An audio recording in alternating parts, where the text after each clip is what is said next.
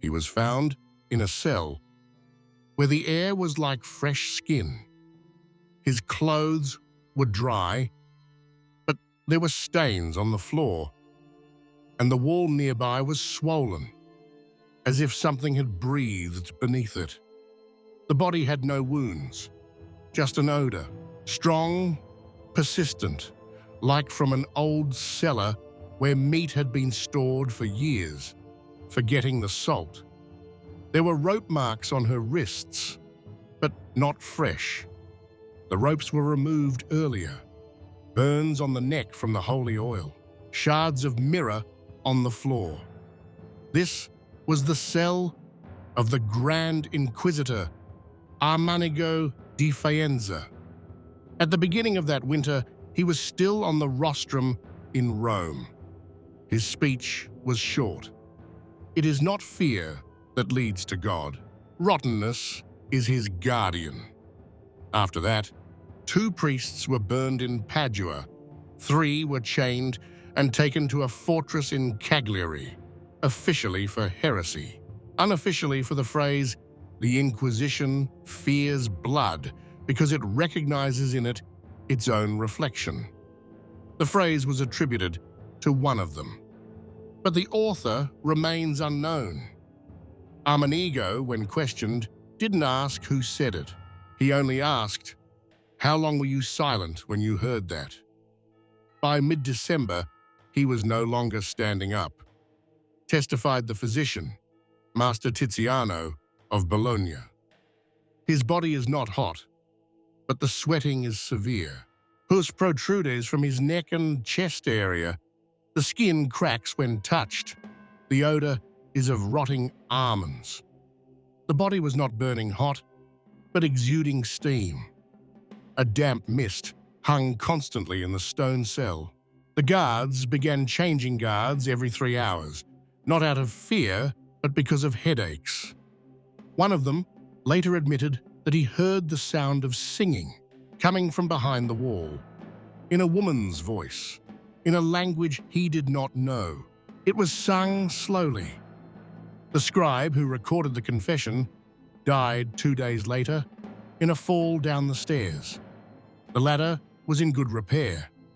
The Inquisitor took no food, only warm milk with vinegar and wine, according to a recipe found in a Latin book that was later burned. According to a novice's report, wine was served in the morning. One of the monks secretly recorded, "He sips rarely, listens more, talks to the corner answers." A medical council meeting at the monastery of San Giovanni decided to introduce treatment through leeches. The leeches were dying on the skin. They started bloodletting.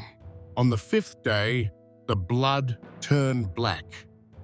One of the healers wrote, "The blood no longer flows. It comes out like mud and smells like metal."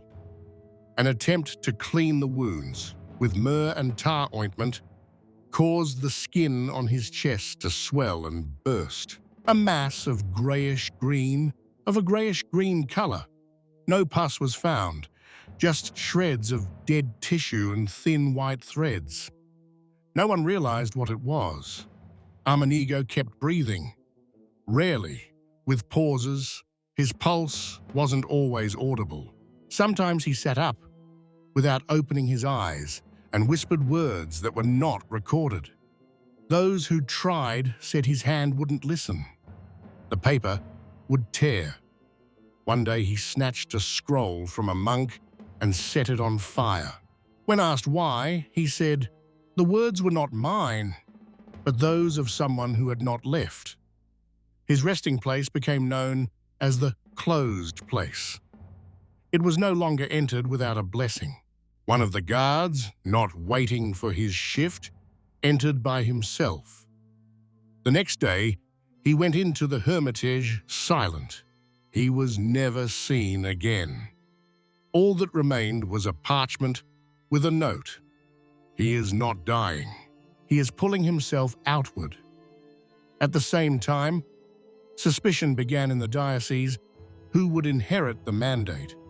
Cardinal Lorenzo tried to petition for temporary administration, but on the day of the petition, he began bleeding from his eyes. An entry in the monastery chronicles, the cardinal was robust. There was no fall.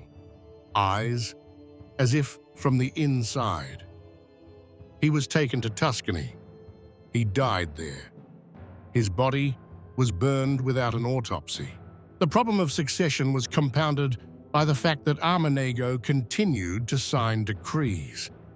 In December, 4 documents were registered, all written in the same hand. The ink is dark blue with a touch of something greasy. The paper, rougher than usual.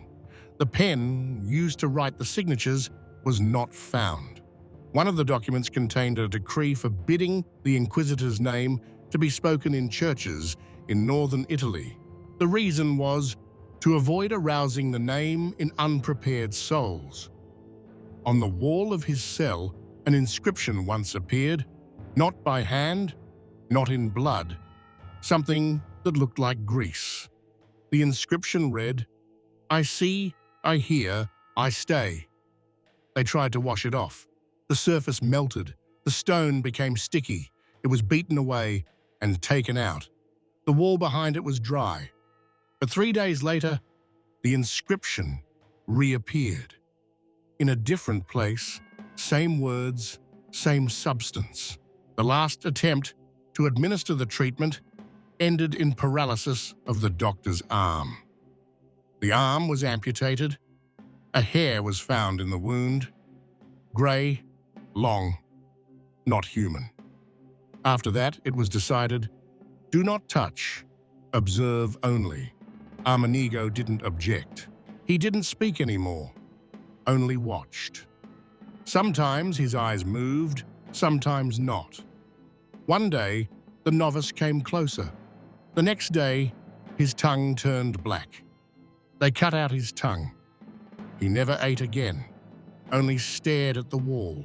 Rumors spread among the brothers that he was dead, but not dead. His robe could not be burned. The cloth turned black, but it didn't burn. It was bricked up in a box and taken to the cellar. That evening, a cat went missing from the monastery. In the morning, it was found in the library, tattered. On the floor was scratched, "Whoever saw it knows." In late August, the temperature in the Inquisitor's chambers began to exceed what was necessary to preserve the scrolls. The dense drapes could not be opened, and the air stagnated between the bookcases where letters from bishops, orders to burn, and original interrogations were dusty. According to the scribe Antonio della Sacra, at noon, the room smelled of sourdough and rotten meat. That same day, Armanigo's gums began bleeding. He told him not to call a physician. 2 hours later, blood came out of his nostrils and his lips began to swell. From then on, eating became impossible. A monk named Guido, close to the chancery, was assigned to monitor his condition. His notes have been partially preserved. Among them, 6th day without solid food. Takes water, but only mixed with cumin. Vision fluctuates. Sometimes sees me twice, sometimes not at all. Fingers turning blue.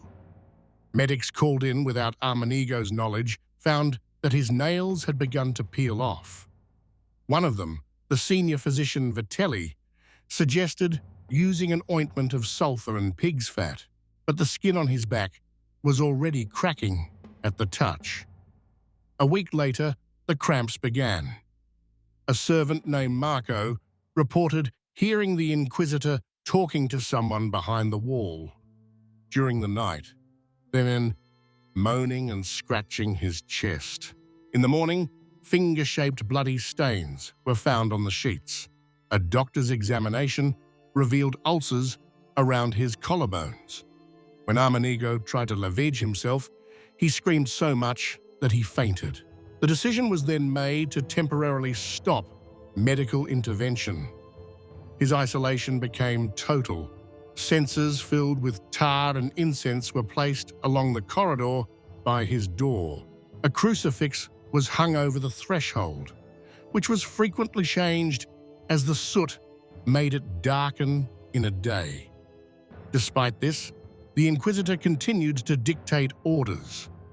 His voice sounded through the wet cloths he had ordered to be wrapped around his head. The servants scribbled in error. He speaks as if through water.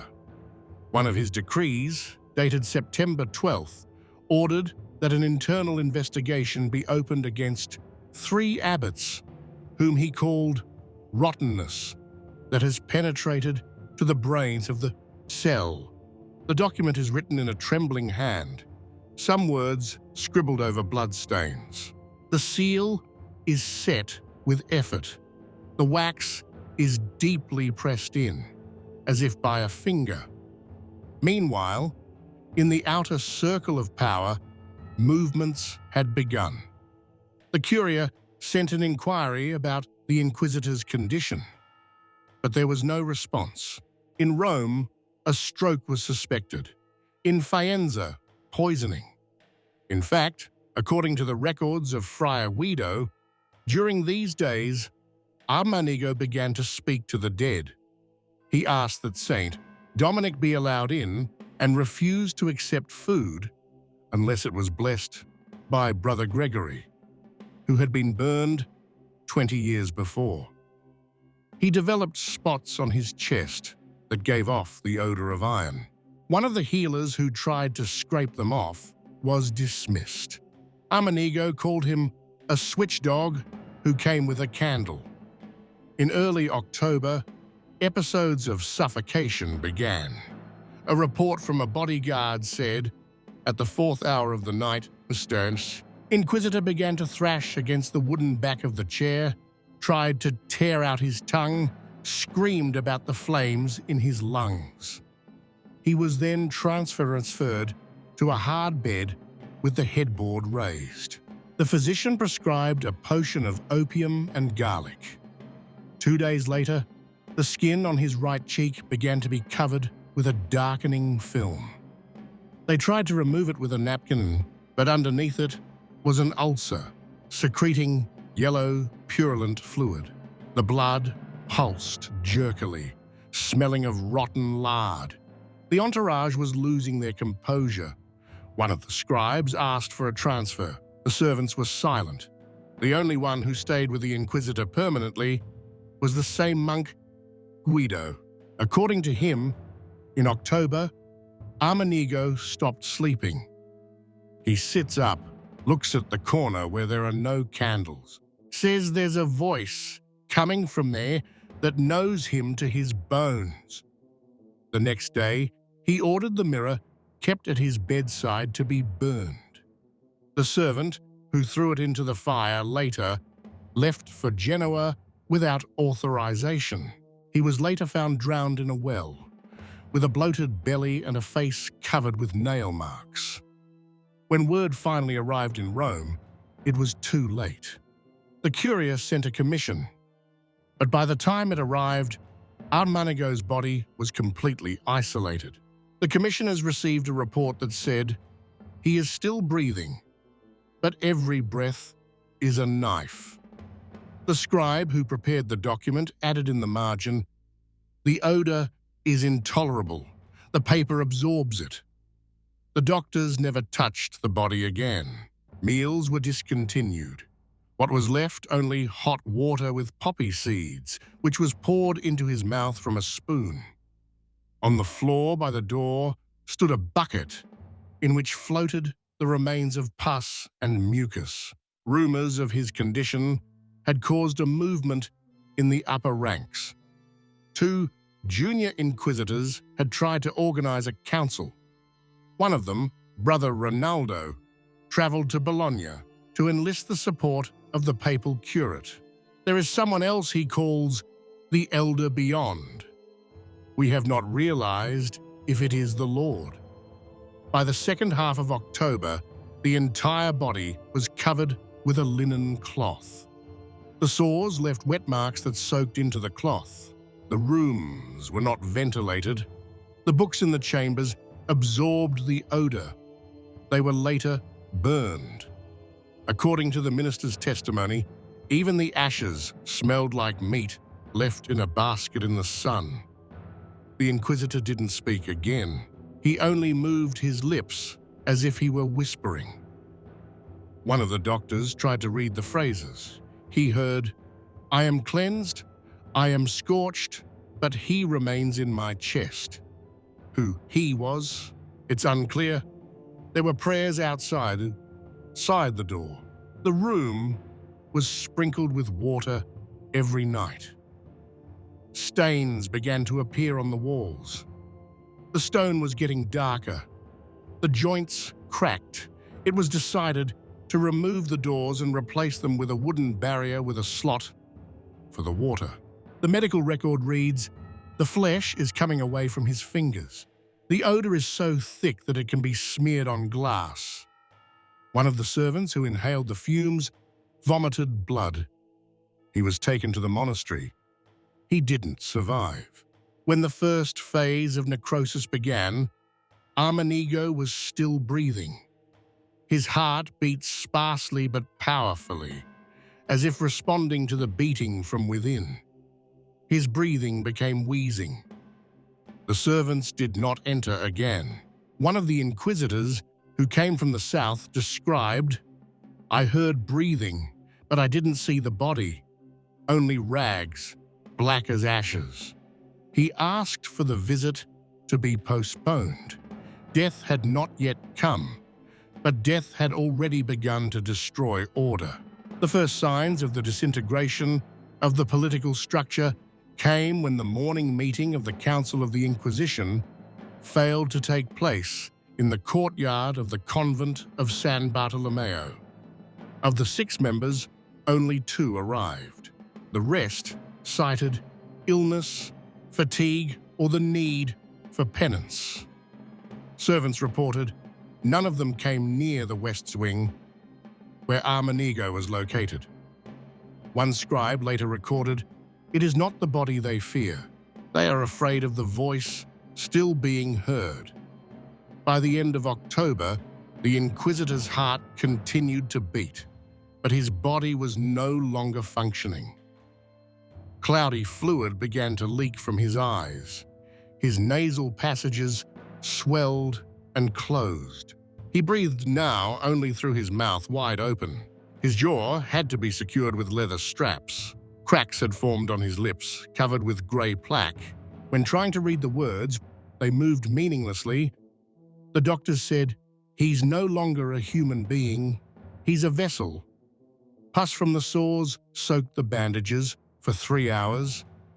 Then they were replaced through a gash. Friar Guido, the last of the loved ones still in the chambers, wrote, "The servants are gone. The guards are only praying. I am left alone." His voice is no longer a voice.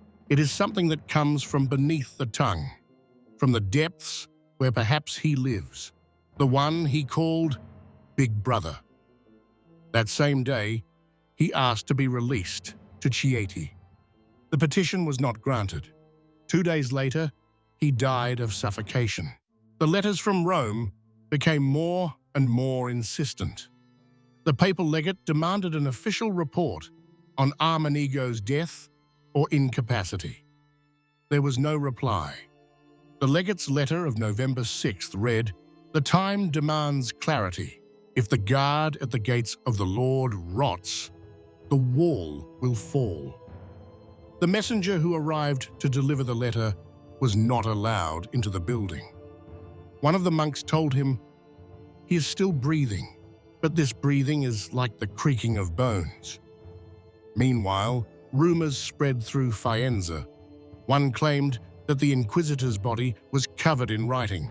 Another, that snakeskin had been extracted from a pillow. In an inn near the eastern wall, someone said, "He died, but he did not go away.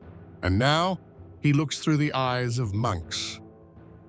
The city began to extinguish candles in the streets. According to legend, the fire attracted souls who had not found judgment. Markets closed early. Evening services were held without the Inquisitor's name in the prayers.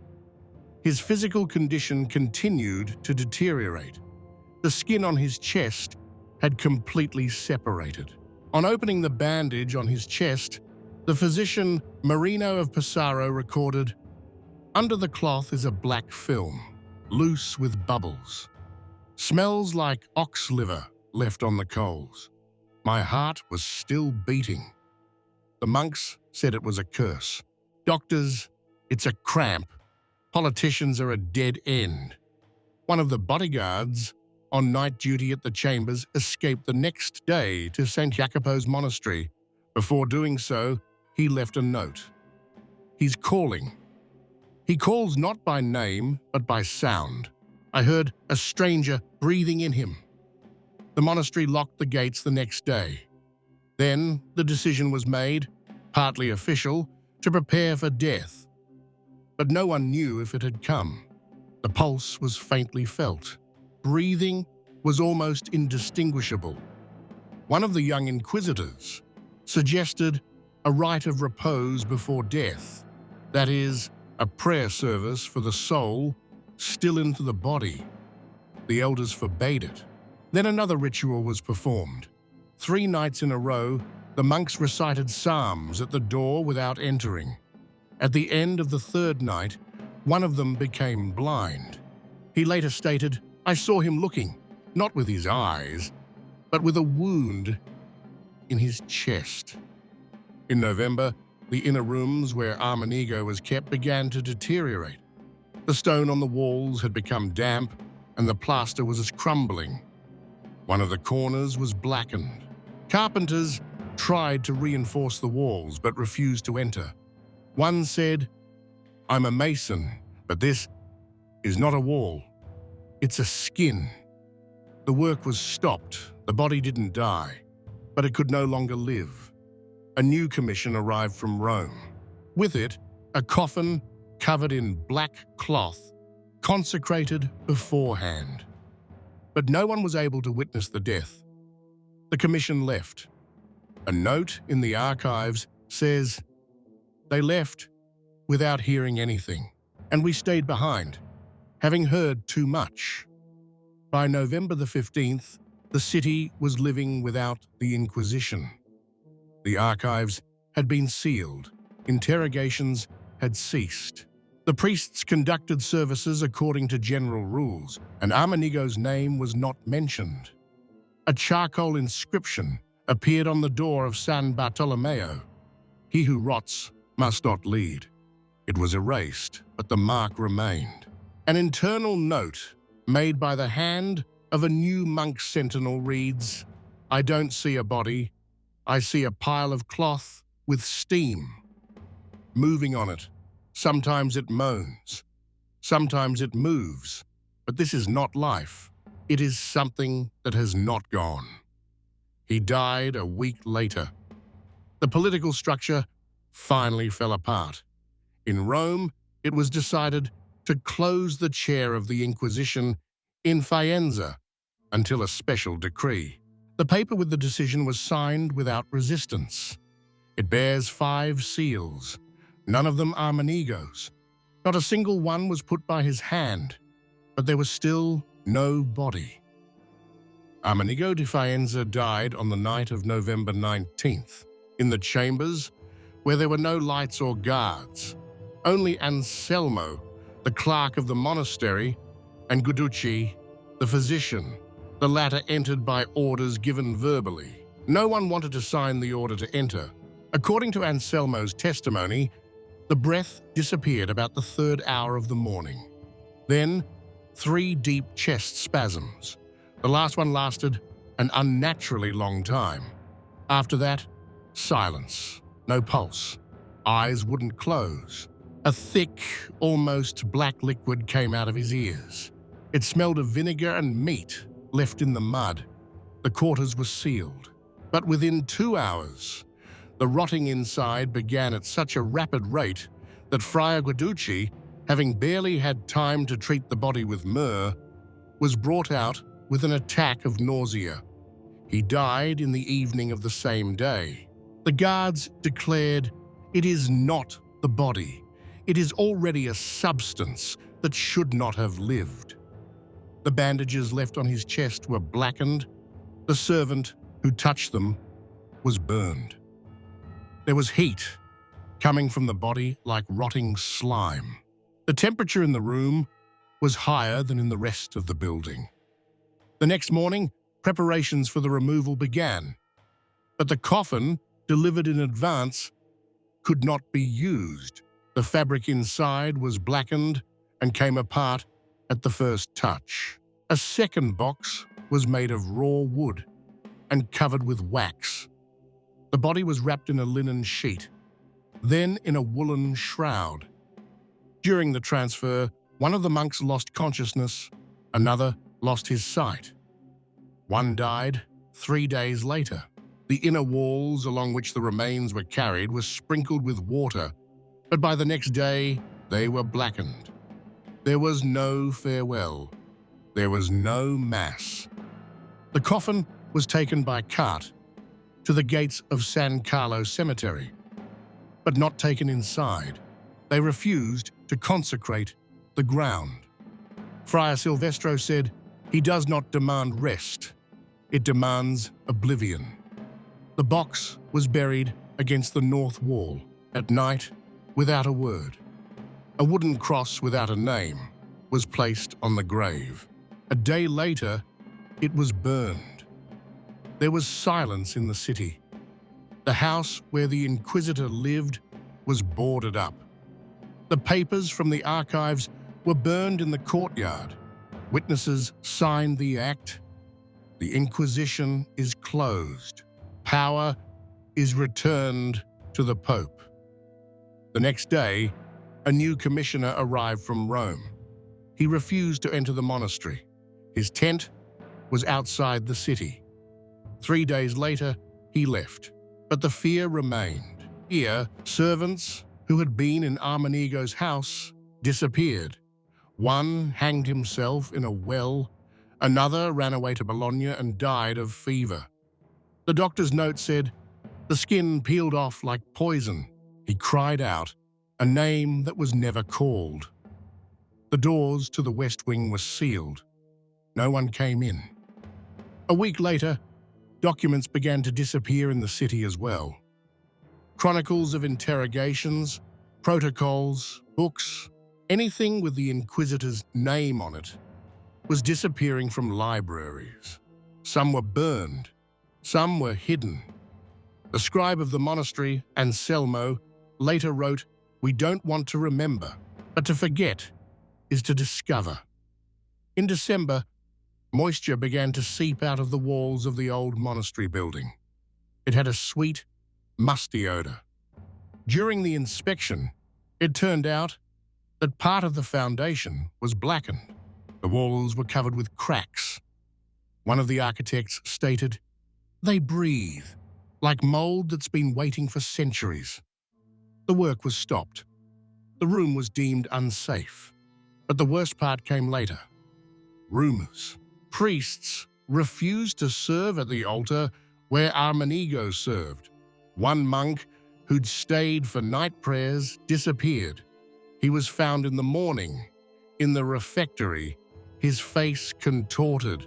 Diary entry, he pointed to the wall and whispered, "He's standing outside the door. He's waiting for a name."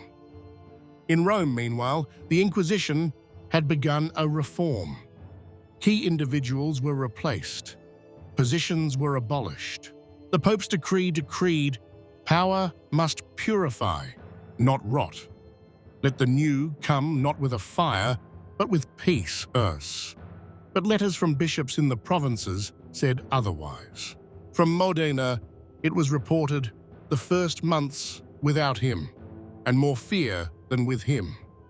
From Perugia, the people believe that he is not dead, but has become something else. Now every trial is a question. What if we let the shadow in again? Armanigo di Faenza's name was no longer heard in masses or chronicles. It was replaced by the formula. He who held the key but did not open the door. But in private writings, in drafts, in diaries, there were still lines. Like this one from Friar Girolamo's letter to his brother in Siena. He is dead, but not from illness, not of time, but because his heart was no longer his. It had become a vessel for fear, and when the fear overflowed, the flesh tore. Faenza no longer received the Inquisitors. The convent of San Bartolomeo was empty. Only the walls, black with moisture, were reminders that a man, whose name was now withheld, had once lived within those walls.